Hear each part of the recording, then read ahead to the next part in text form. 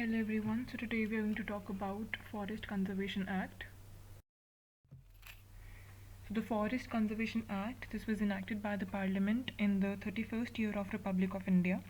This act has been passed with a view to check deforestation, which has been taking place in the country on a large scale and which has caused ecological imbalance and thus led to environmental deterioration.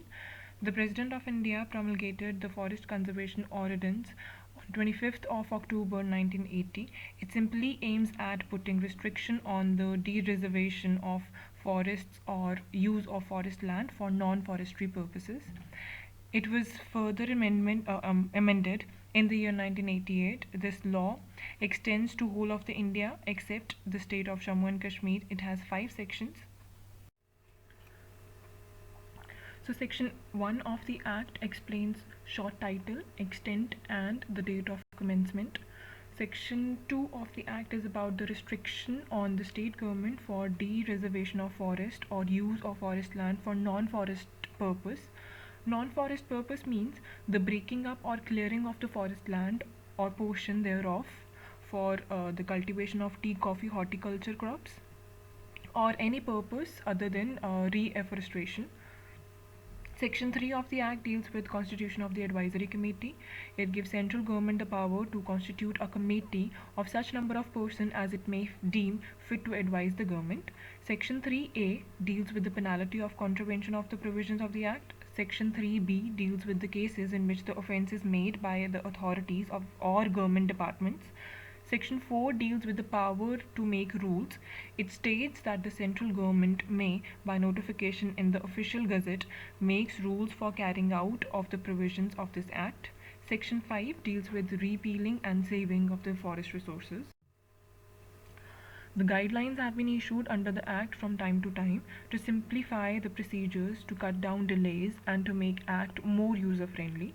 So to ensure this, new rules under this Act were framed and notified on 10th of January 2003 by the Ministry of Environment and Forests. The Act has succeeded in controlling the indiscriminate release of forest land for non-forestry purposes.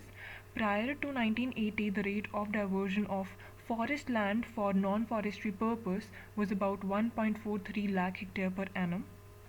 But with the advent of the Forest Conservation Act 1980, the rate of diversion of forest land has come down to around 15,000 hectare per annum, and mostly diversions of the forest land is allowed to meet the development needs for drinking water projects, irrigation projects, etc. So lastly, we'll talk about the penalties. No person is allowed to make clearings or set fire to a reserved forest. Cattle are not permitted to trespass into the reserved forest. Felling, collecting of timber, bark or leaves, or collecting any forest product is punishable with imprisonment for a term of 6 months or fine up to ₹500 or both.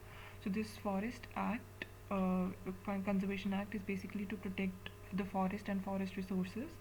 So under this act, a prior approval of the central government is required to declare reserve forest as de-reserved, and moreover to divert the forest land to non-forest purposes. A permission is required from the central government, and it also values the meeting the needs of the local people for food, fuel wood, fodder and non-timber forest products, and it gives priority to the maintenance of the environment stability and the ecological balance.